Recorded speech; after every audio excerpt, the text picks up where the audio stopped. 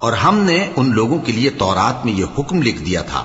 کہ جان کے بدلے جان، اور آنکھ کے بدلے آنکھ، اور ناک کے بدلے ناک، اور کان کے بدلے کان، اور دانت کے بدلے دانت، اور سب زخموں کا اسی طرح بدلہ ہے۔ اب جو شخص بدلہ معاف کر دے وہ اس کے لیے کفارہ ہوگا، اور جو اللہ کے نازل فرمائے ہوئے احکام کے مطابق حکم نہ دے